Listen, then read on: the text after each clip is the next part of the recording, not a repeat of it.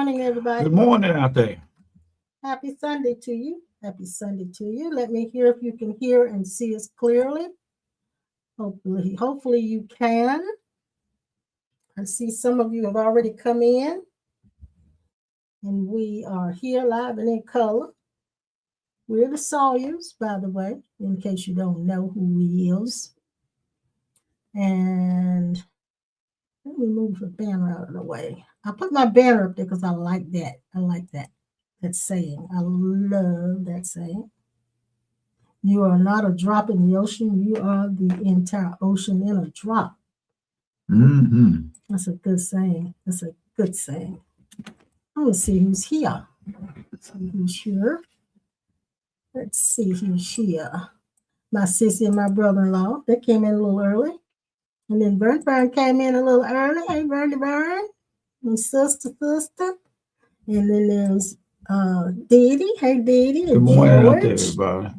Sandra. There's Sandra. Sandra, we've been drinking those teas you brought us, girl.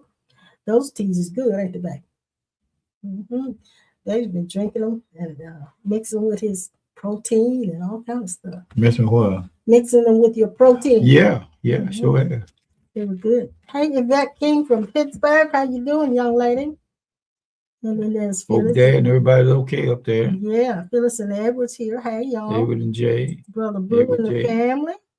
Thank you, Sissy. She says they can hear us and see us. But we can't hear you. Thank you, Phyllis. We can hear and see you too. We can see you. We can't hear you, but we can see you. You got to come make some noise. That's the truth. That is the truth. Well, I've had a pretty good week. Have you had a pretty good week this week? I ain't thought nothing about it. You didn't think anything about it? It just went before you know it was Sunday again. It was a normal. Oh, I know. It looked like the time just goes so fast, doesn't it? One day, it comes fast. It really does. And but I think that happens when you get older anyway. It just kind of speeds up. Everything speeds up. Except how you drive, you slow down a little bit. At least I do. Do you slow down? No. Mm-mm. You don't slow down that much either. You slow down a little bit. When I get upset with you, you'll slow down. Mm-hmm. Oh my God. Let me see if I can balance our picture up here a little bit. I'm trying to get you in and I kind of locked myself out. Now. All right. Glad you guys are with us this morning. Hope you had a good night last night. Hope God has been good to you all week. I know it has. I've had some things on my heart that I'd like to talk about just a little bit today. And I'm sure to see where I'm going to start now. Let's start with this because this is kind of in the flow of what I'm contemplating. Yesterday, I was thinking a lot about. I've been watching this. It's not a pod. Well, it's a kind of a podcast. These young people. It's about 5 or 6 young people, male and female, sitting on a panel, and they do these sessions across the country. They go different places and they have these sessions in different auditoriums. People come and they ask questions. They ask personal questions, and these 6 people will respond to them. And it's really, really interesting. And what's more interesting than that, I can't remember the name of the group. They're young. They're millennials. And they're all Christians, born again Christians, more in the evangelical sect. Sometimes Iyanla Vanzant will sit with them, and they are very grounded in their faith as far as being saved and Christians and having Jesus Christ in their hearts and all that. They're very grounded in that. However, as millennials, they are very, very open, very, very free about sex and lifestyles and those kinds of things. They're very open, very vocal, very verbal, very candid about all of that. And what's interesting in listening to them is that they will often talk to the person that comes up to the mic and asks a question. They'll say to them, are you a born again believer? Are you Christian? And then that person will say either yes or no, and then they'll take it from there, and they start to advise that person based on biblical principles and based on their cultural versions of how life should be in relationships. And most of the time, it's all about relationships. The questions are all about relationships. And what kind of stirred in me was that I hear them say a lot that God spoke to me, God said this to me, and I didn't do this until God spoke to me. I didn't make this move until God spoke to me. So I began to kind of contemplate that, and I began to realize that there's a whole group of people that never really mature they don't develop into a place of spiritual maturity beyond just having God to tell them something, and instead of it coming from a place of their own internal wisdom or their own moral compass. It's like they don't have the ability to make a decision and trust their own decisions. So I wanted to kind of talk about that just a little bit. I may not go into it much, but I wanted to kind of go into that.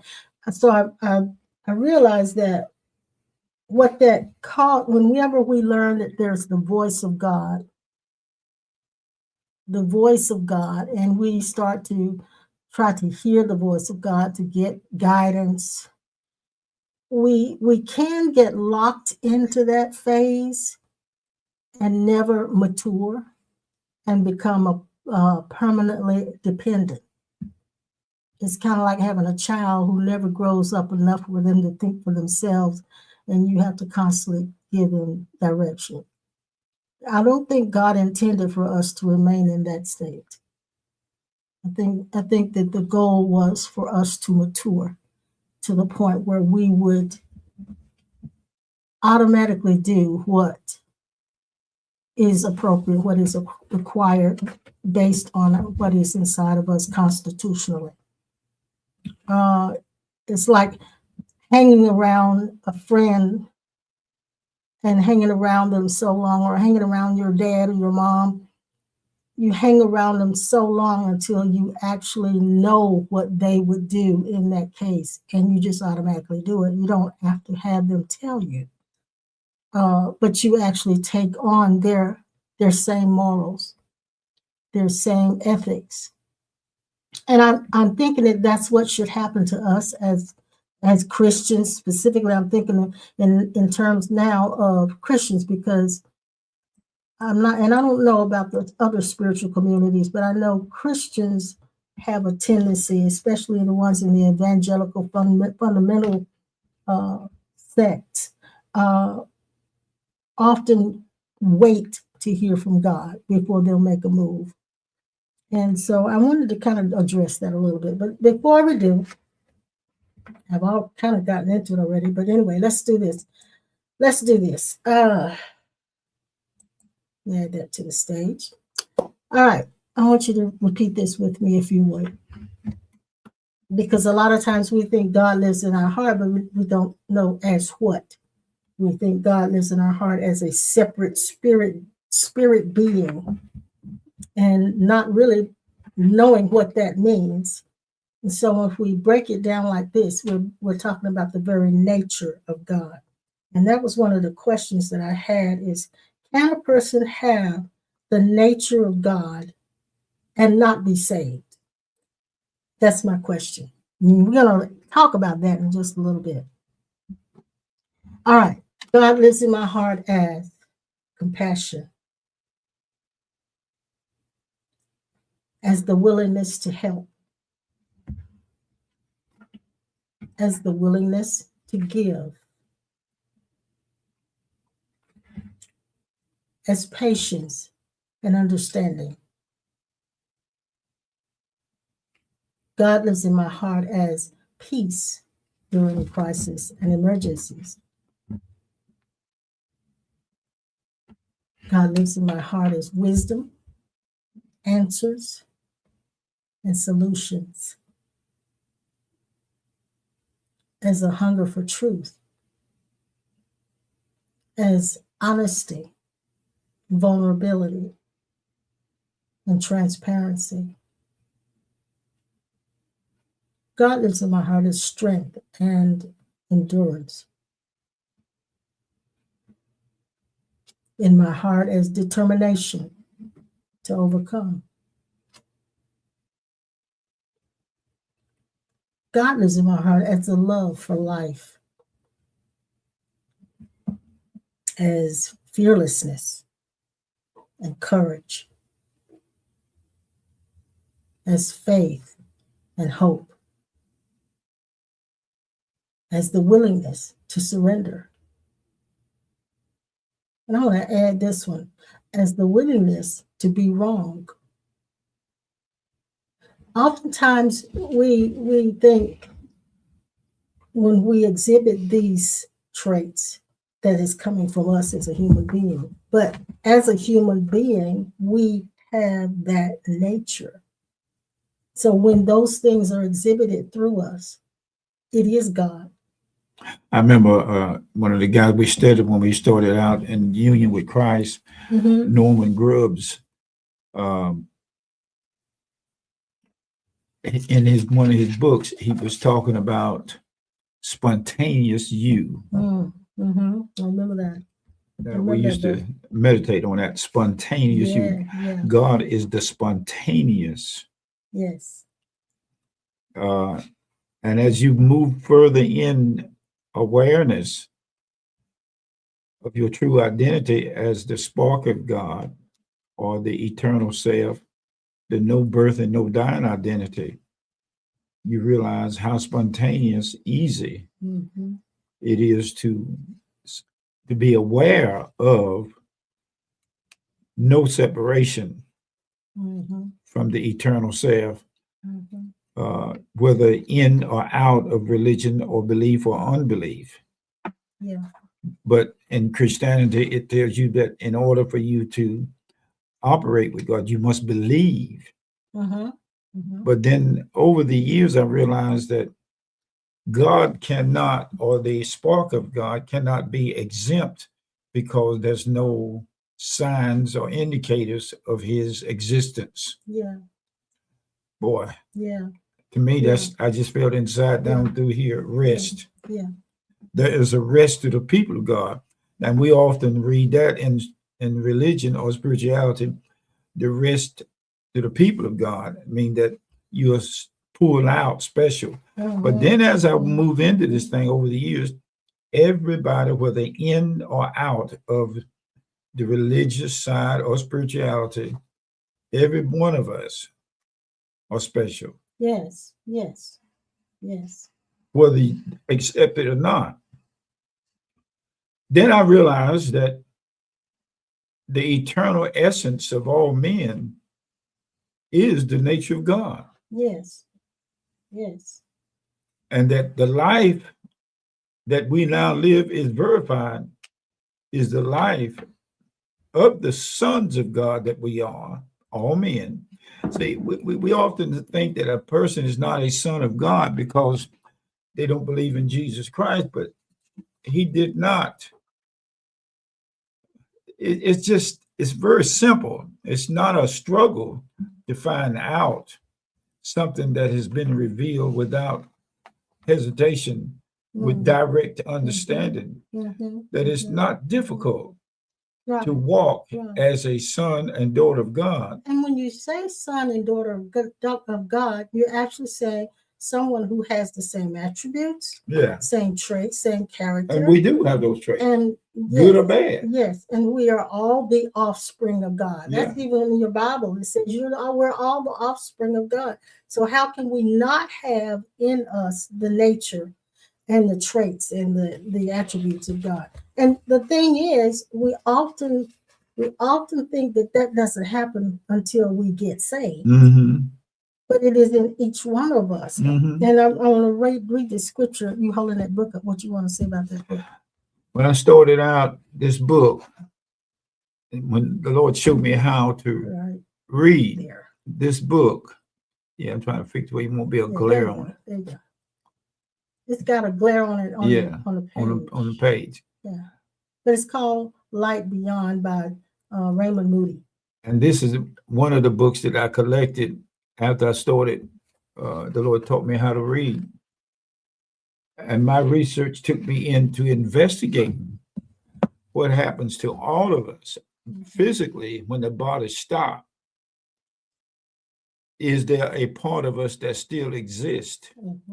And what is that? And what is that part of us that still exists? And I have direct experience. Before my brother died, and you've heard me talk about it, my youngest brother, he was able to communicate with us in the funeral home outside of his body. And this was not demonic. It was not darkness. It was a direct experience between me and my niece at the same time.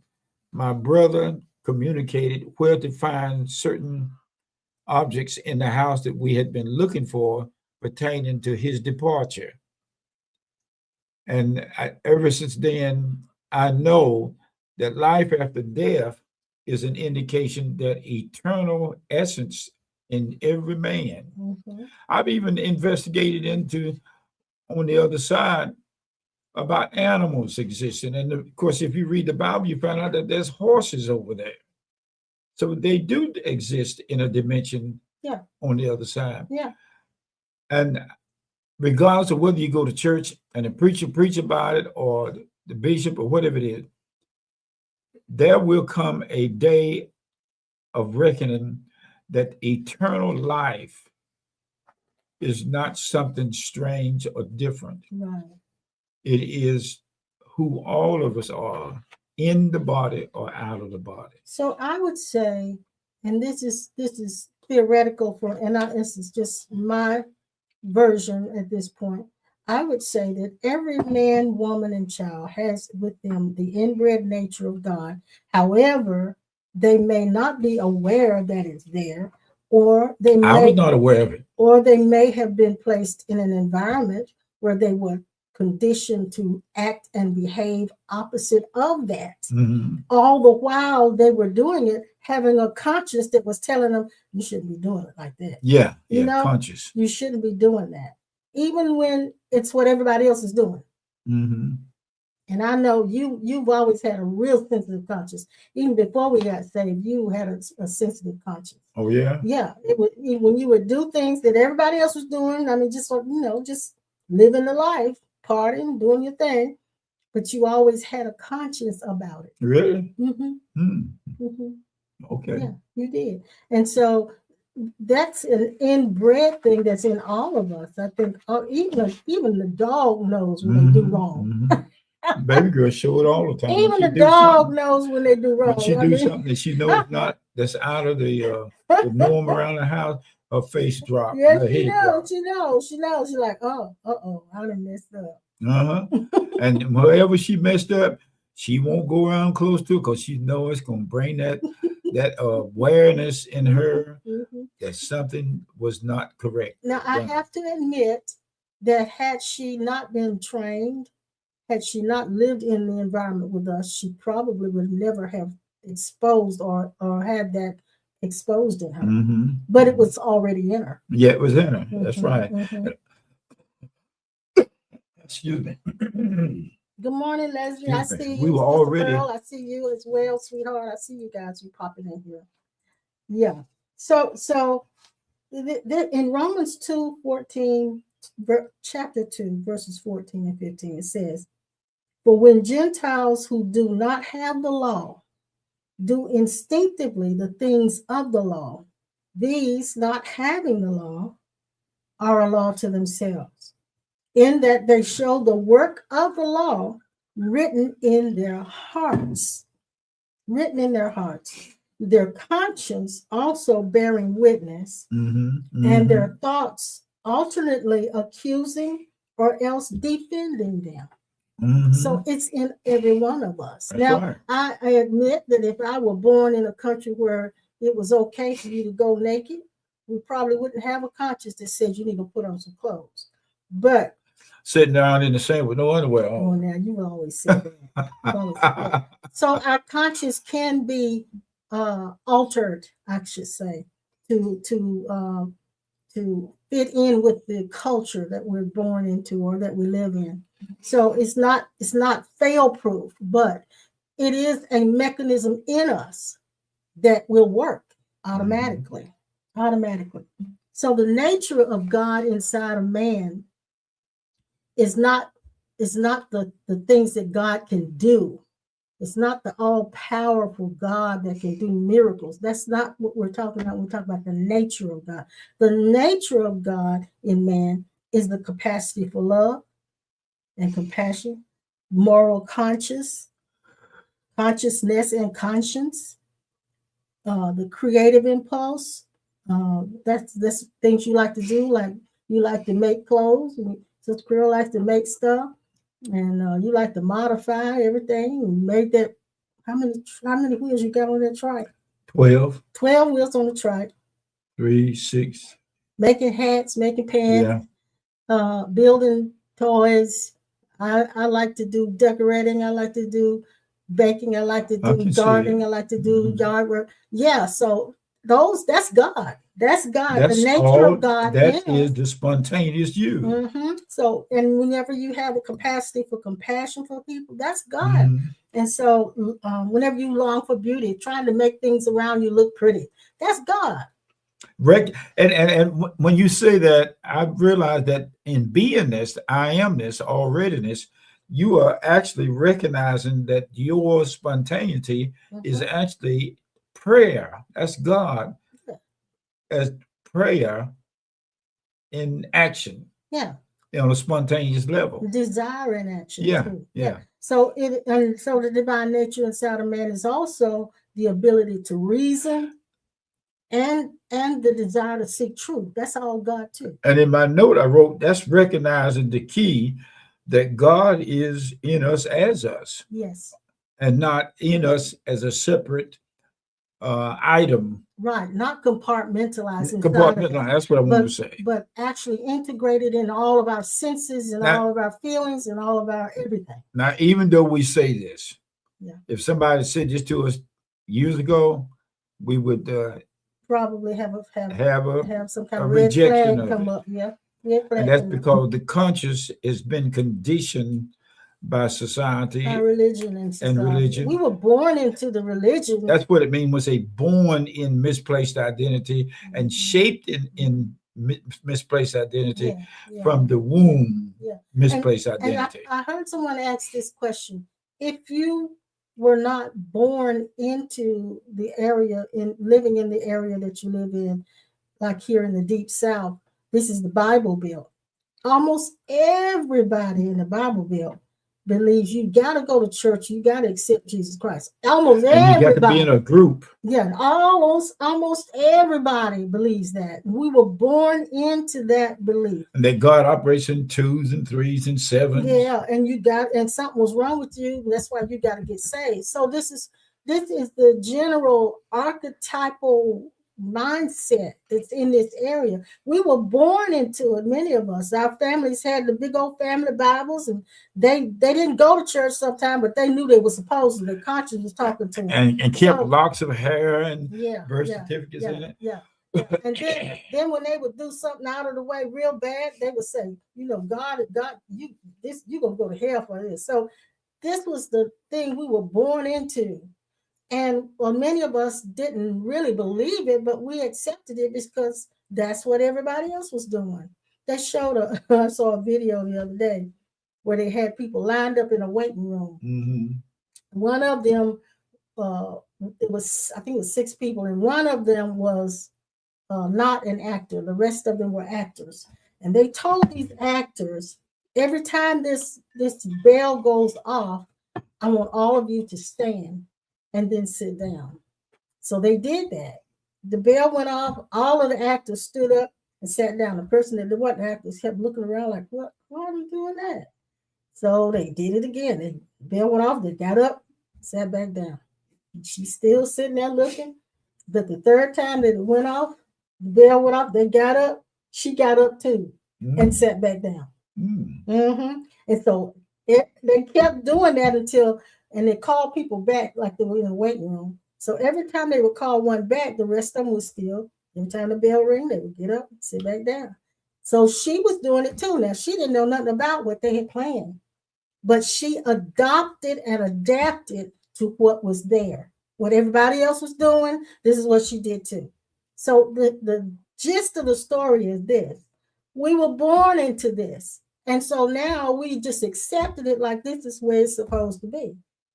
Now here comes Pastor Sawyer coming along and debunking everything you ever believed in.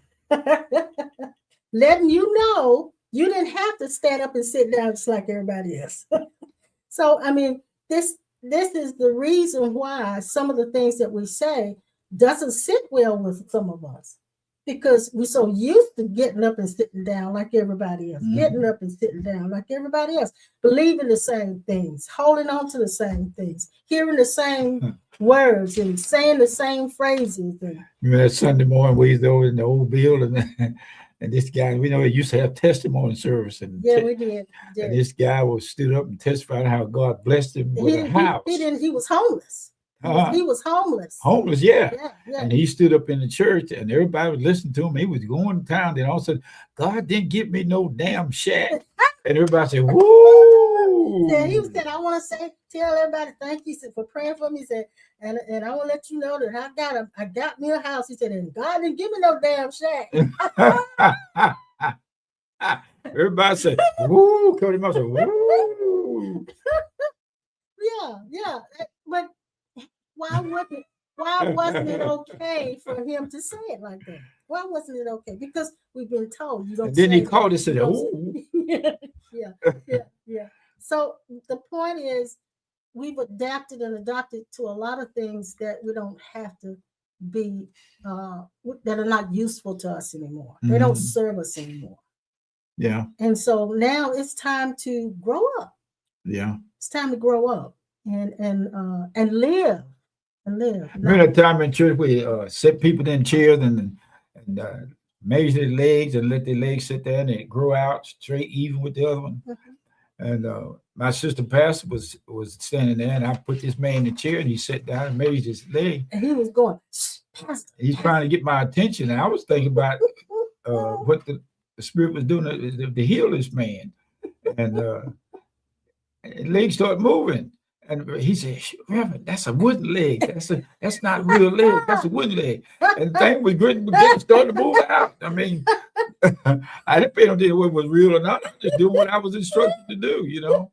But if I wasn't instructed to do it, I was not distracted by it being real or fake. Right. But the same thing happened. You didn't really know. No, I didn't know. And a lot of things that we're asking, seeking God for, once you enter into rest, now entering in rest is not based on whether the Bible is true or not. Right. We're talking about direct experience of experiencing without reading or studying or book or biblical, skibbical, a direct experience with God, knowing that these things are true, whether you heard, read, or had it preached to you. By nature, these things are real. So what we're trying to say, attempting to say, make clear, is that it isn't always necessary to hear God speak to you. It isn't always necessary to have God lead you to do something good. Like you see somebody that needs help, you don't have to have God tell you you need to go over there and do such and such. Why do you have to hear God tell you that? When you, in your heart, you should know, you should feel, you should have that compassion to do that. So it says in the scriptures that Jesus was moved with compassion and healed all of them. It didn't say God, the Father, spoke to him and said, heal him. but he said he was moved with compassion and healed all. How many times have we been to the grocery store, like going to the liquor store? It ain't no different. You go past the section where they have the wine and the beer, and you're so busy watching, looking for certain items that could be right there in the place where the wine and beer and alcohol beverages are on the shelf.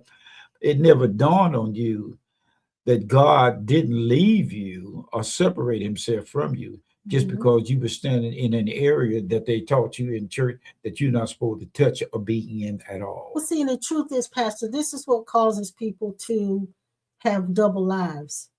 Because the church says, don't touch this, don't do that. Thou shalt and not. Then what happens is in our lifestyle, our behavior has not matched up with those do's and don'ts, those rules.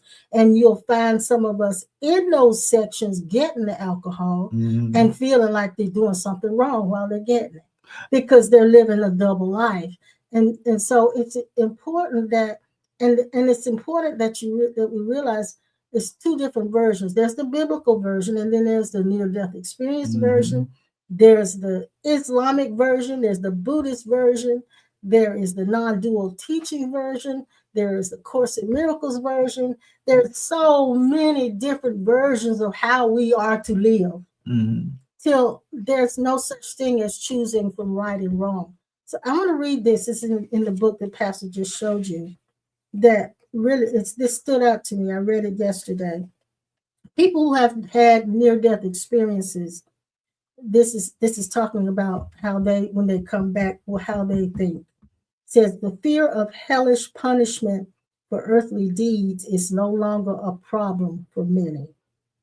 When they see the review of their life, the near-deathers realize that the being of light loves and cares for them.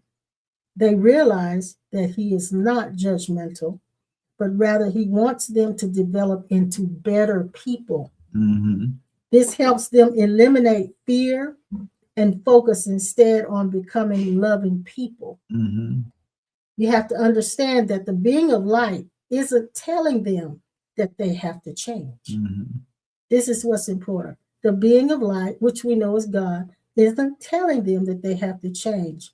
And it says this, after hearing hundreds of these cases, the people change willingly because they are in the presence of the standard of goodness, which makes them want to change their behavior. This is what should be happening with us. Yeah. Shouldn't be, there could be marriage seminars, but there shouldn't be somebody telling a husband or a wife how they ought to treat their mate. That should not have to be taught. Why do I have to teach you how to love? Why do I have to teach you how to be considerate? Why do I have to teach you how to say I'm sorry?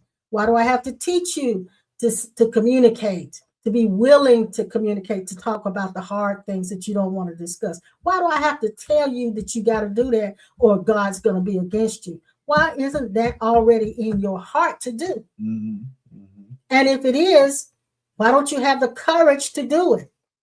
It never dawned on me that I was looking at things different from what we call day one, not because I went to church or didn't go, believe or not believe. I just know that environment did not interfere with certain characteristics of my true nature as being one with God, but I just didn't understand the terminology. Yeah, language has a lot to do with it. Yeah. Language has a whole lot to do. And nobody around us when we were growing up was talking what we're talking about now, and never heard of near-death experiences. And if you heard anybody talk about it, the first thing that would come to your mind, I don't know whether that's real or not, or we didn't have no opinion about it at all. We just heard somebody tell a story. But didn't even think about them being different. I've had certain people when I was before I ever had anything to do with what we're talking about now. When I was growing up, there were people in my house that would go in the kitchen, and the kitchen would be packed on Sunday morning. People wanting to drink the moonshine my uncle was selling. And then when they got through, they'd come in the front room where I was looking at television, and they just sat down out of nowhere and started talking to me about the Bible. Because their intention and their heart was to make it to church. Yeah, Their they heart, did, but never did get there. Their heart was to make it to church. That's And right. so God looks on the heart. He doesn't look at the fact that they stopped and got a drink. That's right. God does not take put it against them, write a mark against them because they stopped and got a drink. What he looked at is the intent to get up and go to church because their heart was drawing them to that. Let me take, for instance, when we went to the country after the church service, we had big meetings in the country, old country churches. My uncle and my aunt would get in the car, and I'd get in there with them as a child, stand up in the seat, riding in the front seat. They would go to church out there in the country, meet all the old country people out there in Bethania, Rural Hall, and places right here in the Carolinas. And while they was out there, the service would be going on, the front yard of the church be full, and the church would be full. Yeah. And somebody come up from the woods and say, hey, Brother Bill down there in the woods got some stuff down there. We had a couple of jugs of moonshine down there. And go down there in the woods, my uncle and aunt go down there, and they get a drink and come back up behind the Georgia pine and go into church. In the church with that stuff called, what they call it, Banaka. Banaka. Oh, yeah. Lord, have mercy. Trying to spray their breath. I'll see my uncle go down in the woods, be out in front of the church and pull a knife on a man and put it around his neck to cut it. I still know what Banaka smells like. I can smell it. Imagine. I can smell it now in my olfactory memory. Smell memory. Banaka. But I was taken into church as a little boy, sitting on them wooden pews, looking at this lady up on the stage preaching with a black baptismal robe on, and her name was Lindsay Glenn. Yeah. And I remember when I was a little boy, 4 and 5 years old, watching lady. Never thought. And you were attracted to Lindsay Glenn. Yeah. I was peeping around there and never thought that she was prophesying and speaking to me of something that I would be doing as I got older in my 20s. You were seeing yourself. I was seeing a model of myself. Lindsay Glenn, yes. And I went, and would you believe that after I got into the ministry and started preaching, I went back to the same church up there in the country and had a chance to stand in the same pulpit and preach the same thing that she was talking about. Yeah. But it had nothing to do with me being in church. But God was the spontaneous working of my uncle and aunt and in me without a word or a voice or somebody thundering lightning or an angel telling me to go to church. I went. These conditions was met on a spontaneous level. Yeah. That is the nature of God and every man. Well, remember in our affirmations this morning, God is inside of me. God lives in my heart as the willingness to surrender and the hunger for truth. The hunger for truth is God. That's God. When we want to know the answer to this question, this is troubling me. I want to know the answer to this question. Why is this like this? Why is that like that? What is it? And so when that happens, that's God in and as us, pushing the questions to the forefront so they can be answered. My experience in looking beyond the physical into the near-death studies, I investigated into a man that was on a plane. The plane was loaded with people and crashed. And before that plane crashed, he looked around and saw in the plane before the crash and after, people's bodies was crushed and wiped out, and he saw them leaving their bodies before the plane crashed. And these are investigations that I've done because I wanted to know what really was solid and what was not, even at the young age that I was in my 20s and on up through that. And I still look at it from the direct experience. Many infallible proofs gave us of the reality of life after death, before and after. Yeah. Yeah, so that's been your quest pretty much Yeah. to know more about that and to And now I'm Mhm. convinced. I don't have any problem anybody else thinking or seeing different. I just know that they see it because that's where they are. Mhm. I don't fuss with them. I don't try to get used to would be you take the Bible out or you try to quote something and thinking that if you're quoting it to him, that God is speaking to him. But God is speaking to him with or without a quote Yes, yes, yes. by the And spontaneous life. this is the thing. I said in the beginning, we don't have to have God to speak to us about everything, but this what really is happening, I think, is that God is always communicating, but we're not always listening. And when we listen, it doesn't always come as a voice. God, God, You would just made me think of in the Old Testament, there was a man named Balaam had a mule, yeah, and Balaam mule they was going down a certain path, mhm, and the mule froze and stopped. yeah, mhm, Balaam on the riding the mule did not see it, yeah, but the mule saw an angel blocking their way yeah, and kept him from going past this angel. But the Balaam, the man who owned a horse, couldn't see it. yeah. That means that God was spontaneously working through an animal. Thank you. Yeah, thank you. That's what I mean. We're not always listening. We're not always aware I mean, this of thing is how so the solid. communication comes because we're expecting it to come from a voice, Yeah, yeah. and it's not always Or that. feeling. It's not always that. Not always You, that. I heard Dave Roberson, an evangelist at healing presence in his life. He prayed for a lot of people that had the flu and was sick, Yeah. had fevers, Mhm. and couldn't hardly move. That was even some that was deaf. And he felt like a broke neck chicken in a meat house. Mhm. And he was laying hands on them, even had to brace himself, Mhm. lean on somebody to stand up.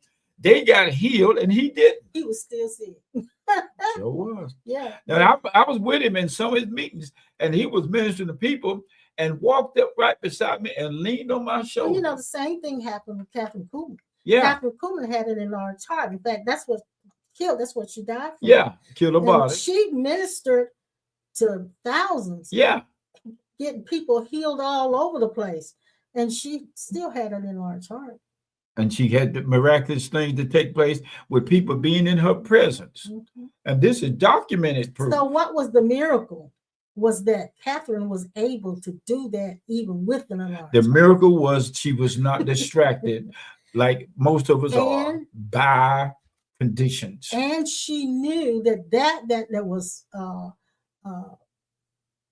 coming through and by her was more than Catherine. I feel my preaching stirred up inside of me. Girl. It was more than Catherine. Yeah. It was the nature. We went to some of her services in Pittsburgh. Who we Leslie and your sister, we went to Pittsburgh at the First Presbyterian Church to see her on our honeymoon after we got married. And there were people in the audience when she walked down the aisle that had children that were sick, and she didn't directly go to them. She's walking down the aisle just talking to people, and the lady stuck the child out, and Catherine's hand landed on the baby and healed the child. Excuse me. That was a man out in front of the church that was completely intoxicated that came in, and while he was there, the alcohol cleared up completely out of his body. I've seen that happen to us when we were holding services in funeral homes, and the people come in drunk and they sobered up right there on the spot. The good thing about having a service in the funeral home. Nobody ever went to the bathroom. They stayed and listened to you the whole service. That's the truth. Nobody got up to go to the That's bathroom. the truth. Never did.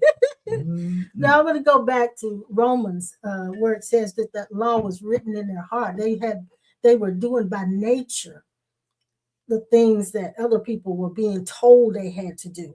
So that says to me that people who never received the gospel can live righteously by the nature of God that's inside of them. Yeah. Yes, they can. And that law is written in their hearts. It's an internal, I want to say an inscription, like somebody wrote on their hearts. That law is written in there. When you move into a house or the apartment, if there's no power in the house, no availability to electrical energy in the plugs till you can turn on your stove or radio or television, you are looking at a place that's equipped and wired for power. Mm-hmm. But when you take the responsibility to do what is necessary for that power that's already there to appear in the function of different uh, pieces of machinery or stove around the house, you go into what is called abiding. Mm-hmm. When you abide in a place, once you turn this power on, or it is on by your following instructions or knowing without asking anybody that you can't live in a house without having it function no more. Mm-hmm. Mm-hmm. So now you are in the house, you got power, but you don't sit around all day and all night checking the plugs because you learn how to abide. It's like watching a tree out on the side. I'm looking out the window now. The leaves on that bush is abiding in the vine and in the tree itself. It is not hanging on to the limbs, trying to make itself exist. Then It already does. you're looking at that bush outside, and my intent is to cut that bush all the way back. Yeah, Now I've done that on 2 of them. yeah, Now most people would think you're gonna kill that bush, uh-huh. but this is what the book of John, Saint John talked about being pruned. Yeah, When it's not bearing fruit, it's being pruned. I cut the bush all the way back, almost halfway down to the ground. Took almost everything off of it, and that's for the purpose of it triggering new growth in that bush. So when it comes forth next spring, it's going to come forth with big, beautiful leaves and more flowers than it had this year. And so this is what happens to us. We think that when things happen in our lives that are taken from us, that appear to be taken from us, where we're cut back, where we're denied certain things, we think that's a punishment. mm-hmm. It's not a punishment. It's actually cutting back so that you can have new growth, so you can be better than you were before. Mm-hmm. It's always for that. But I wanted to go back to what it said in Romans about that internal nature, that law, that they living by that nature that they have. The nature of God was there inside of them. So that means there are people who are living right now who never stepped their foot in a church, Mm-hmm. who are exhibiting the nature of God, and God is reading their hearts, and they're okay without accepting Jesus Christ like the rest of us. Mm-hmm. And we haven't accepted that because we were born into this belief that everybody's a sinner until they get saved. And then after they get saved, they get the goods in order to be accepted by God. And that is not true. I wrote in my notes here, consciousness needs to be corrected. The key is finding out, turning within from without the ego mind. Mm-hmm. This is called finding out how to function in true discernment. Yeah. A lot of us online, listen now, if you could fully turn within with recognition and awareness that a lot of the things that you've been reading about in books and Bibles that you've been seeking to get from God or find out about is already in you. Yes. The kingdom of God in you. Yes. In every man. It's there. But it's been blocked out. Waiting to be uncovered. Yeah. And I think in the case of people getting saved, getting born again, receiving the Spirit of God, however you want to put terms on that, what that's doing is awakening what's already there. Yeah. Consciousness being corrected. And we perceive it as if it's coming to us, but it actually was there and been uncovered. What was corrected in me at 20 and 25 was what was already there that was in me that was never made aware of until I had an experience. But without the experience, it was still there. It was there. Mm-hmm. And then with the experience, I mean, I had been around church people and heard them preach and never had the experience that I had finally of seeing that God was always in me on a spontaneous basis of the spark that was in all men. It's like receiving a debit card or a credit card in the mail that you never used before. That's right. That's There's right. a certain amount of credit on that thing. Or it's like having an account in the bank and got a lot of money in it and don't know it. Right. Well, like when you get that card, you have to activate it. Yeah.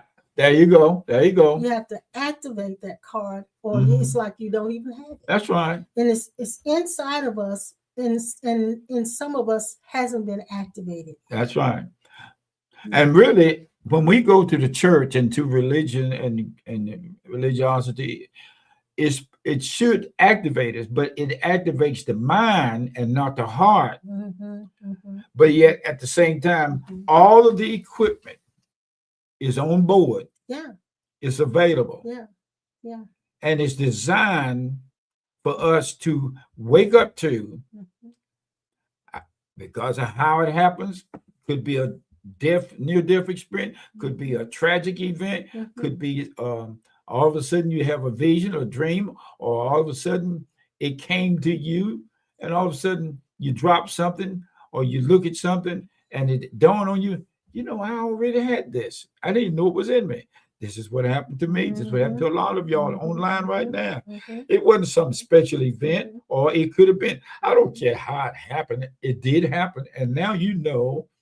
But most people get stuck on experiences. They do. They do. And make a religion out of it. Yes. Make a camping place out of it. Yes. Well, that's what I'm saying. Some of us have camped on God needs to speak to me. It has to come a certain way. God has to tell me what to do. God has to speak to me. I can't make a decision. God has to tell me what to do. That's immaturity. You're never going to be mature if you can't make a decision and own up to your own decision making. If it turns out it wasn't the best decision, then okay, it just didn't work out the way you thought, and now learn from it and move on. Yeah. But it's not something that you sit back and wait for God to do. That's trying to have guarantees that life is never going to go wrong. You cannot expect God to speak to you so you'll have a guarantee that nothing will ever go wrong. That's right. That doesn't work. That does not work. So whenever you move from your internal moral compass, that part of you that knows what's right and what's wrong, that part of you that does know, and not so much based on what you've been taught in the Bible or taught at church, but in your heart, that is the voice of God. What? Oh, you getting ready to read something? No, just that the conscience is the Holy Spirit. Now look what Leslie, she said to her dad. Yeah, I saw that. Yeah. I remember years ago, I'm going to use Vernie as an example. We were in a big building and we were struggling to try to keep that building. And I remember Vernie, she was so faithful to come and dependable. She would come to work every day, work all day, and then sometimes she would stay for the midweek service, even after she'd worked all day, and she was so tired and aggravated, but she would do it. And I remember she used to run the sound equipment for it when we didn't have nobody to do it. I don't remember that, but I remember. Yes, she did. The sound equipment back at then. The big building. Yeah. Okay. Well, anyway, that's not my point. My point was, I remember the day that she walked. She said to me, "I just don't have a heart for this anymore." And when you lose heart, you cannot function. So it's your heart that leads you. Now, somewhere along the way, she didn't have the heart for that, but somewhere along the way, she still had the heart to continue doing what she's doing for us. So what your heart is saying to you is God. What your heart is saying is God. What your conscience is saying is God. That is the Holy Spirit speaking. And so it's all about us living a very natural, simplistic life, It's not about us having altered consciousness all the time or instantaneous miracles all the time. Let me tell you about the experience I had at the Toyota place. I was waiting for my Land Cruiser to be serviced, Mm-hmm. and while I was there was a person that came up to me. I saw the person there, rather. And while I was sitting there, it came to me that I had said something or done something to him. Mm-hmm. And my insides, all of a sudden, I had the inner witness go to them. They may not remember it, they may not know anything about it, but go to them and apologize to them. Yeah, that inner witness is And, God. and you know what happened? When I went to that person, this pure, I said to them, look, I did something. I'm sorry. I had this happen 2 times in different ways. Mm-hmm. When I said to the person, I ask you to forgive me for what I said, and I'm sorry about it. Do you know they cussed me out? I mean, just because, man, I had one lady that saw me at the reception of a wedding, and I had said something that she didn't like, and she told me when I walked up to her to greet her and say hello, and she cussed me out in so many words and said, "I'll never forgive you." Yeah. And I said, but there was something in me that wanted to make things straight. And that's good. But see, this is the thing. When we do that, it's better if we do it without having an idea of what the outcome is going to be. Mhm. Like they're going to say, "Oh, I received your apology." Mhm. No, that's not always like it's not going to happen like that. But I've had it to happen. Then that occasion when I did apologize to somebody in the store that I saw had said something to, and they said to me, "Here's what they said. This is the nature of both sides."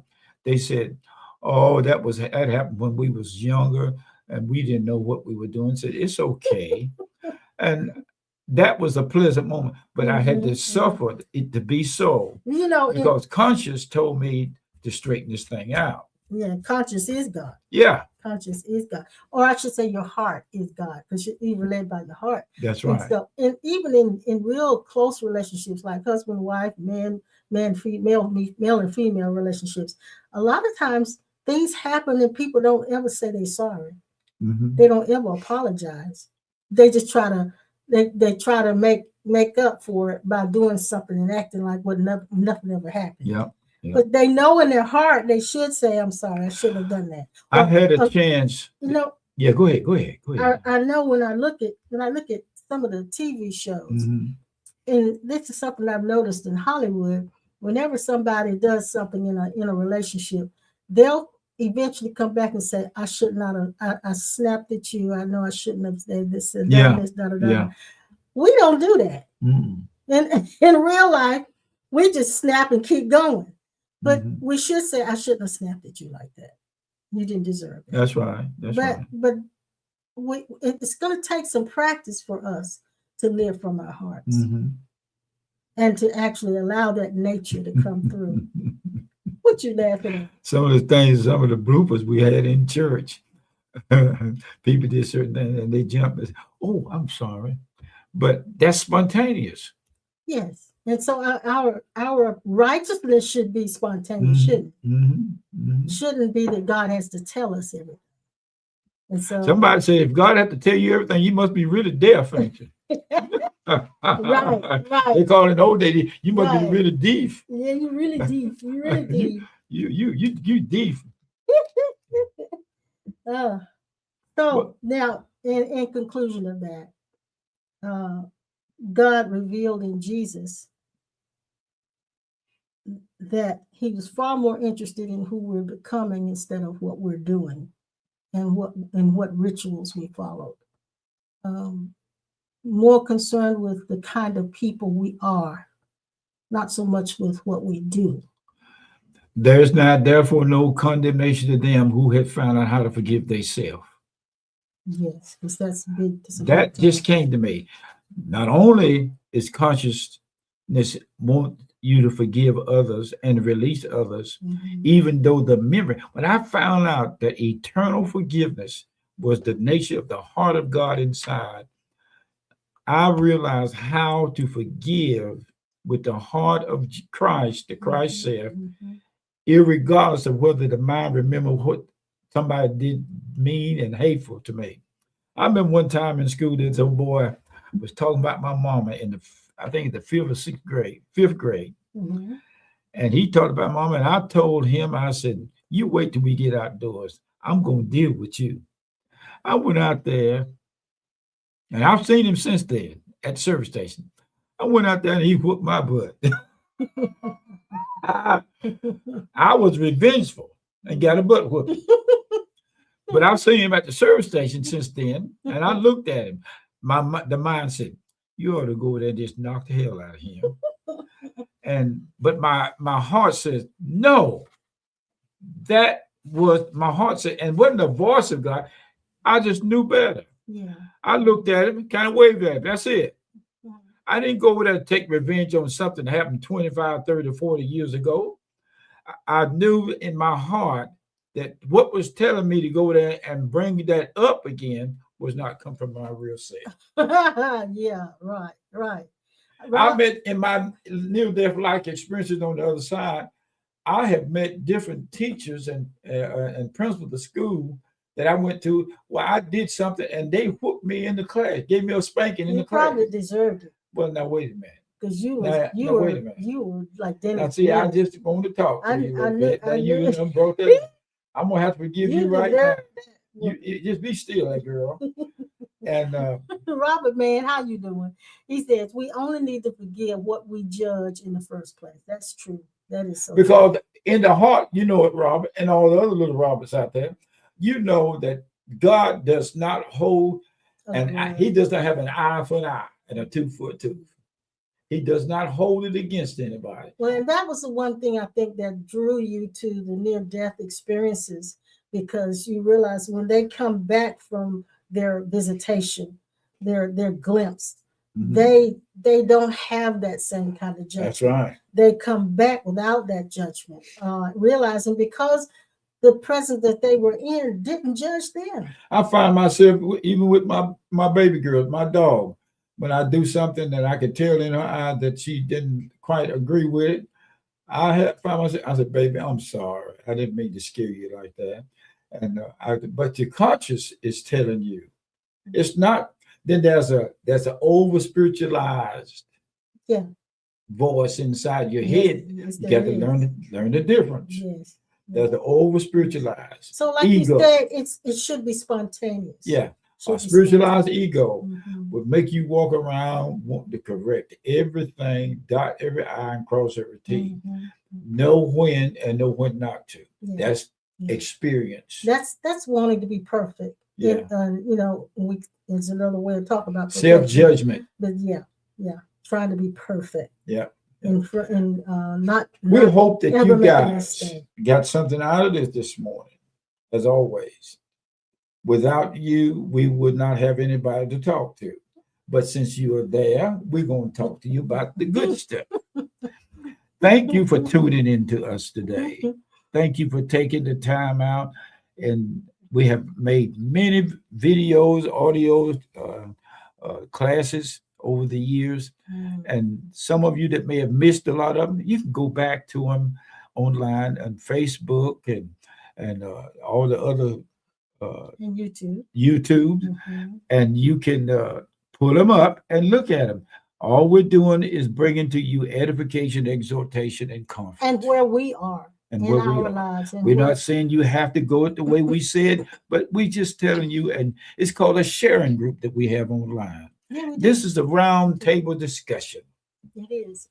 And so we appreciate every comment. We appreciate your questions and comments. We appreciate everything that you're hanging out with us until the end of the session. Your presence is supporting us. And when we come to you, we don't come to you as if we're experts, because we are far from. You know what you thought about? Your presence right now is supporting us.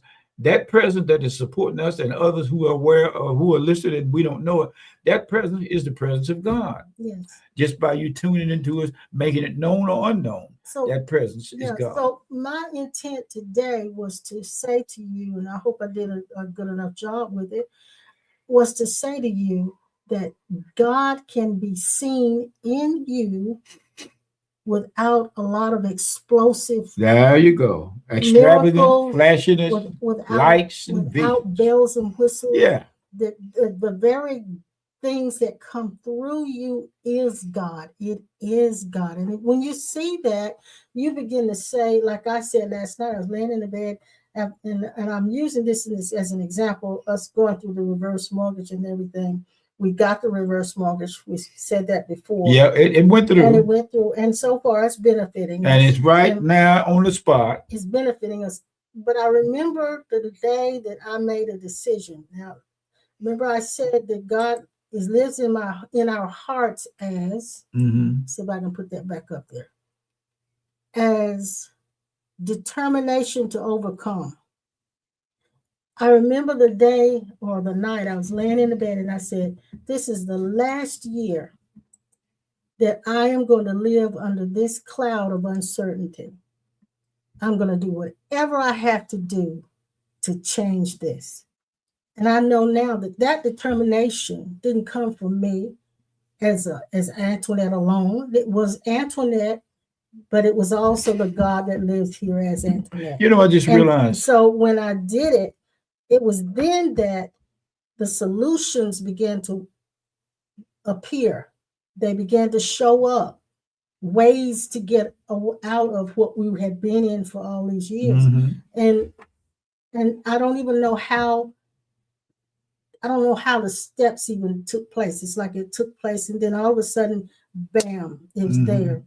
Like when we got the reverse mortgage, most people, when they get a reverse mortgage and the house is appraised, they've got a list of things they have to repair. We got an appraisal, and there's no repairs. No repairs at all. None.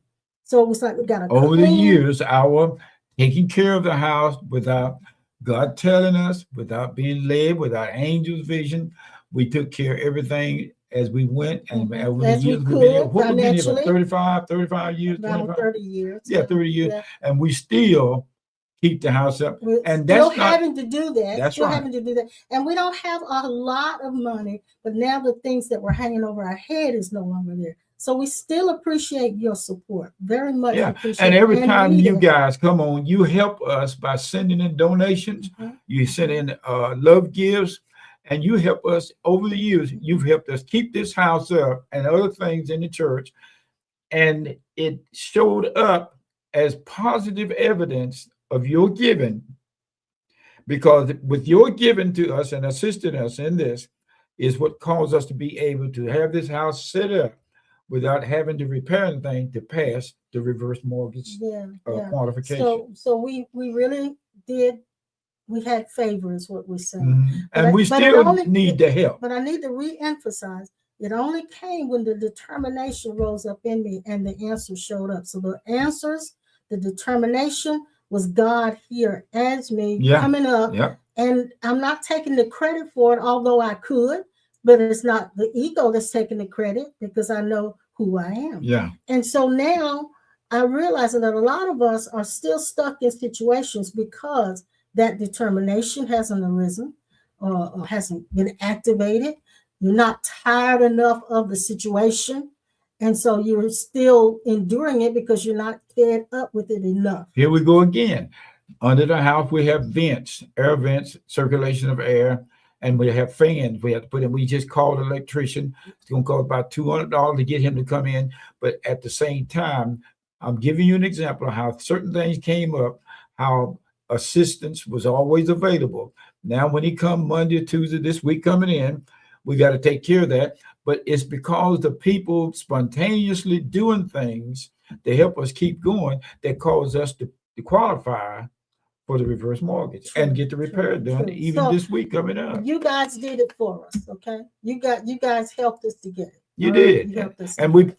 And I speak to the Christ in you as your real self. Thank you with the depths of the heart of God and the actual presence of God in your life. Thank you for helping us to get this thing to go through. And thank you for the future Mhm. help that you are sending to us. And I want to say this as well, that even when you have overcome, or let's say you've gotten out of a situation, the voice of fear is still always there. And I have to override that fear constantly. The fear that says, something gonna happen because this is too good to be true. Yeah, I hear that all the time. Fear still talks. And so you learn to ignore the fear that comes up. You learn to ignore.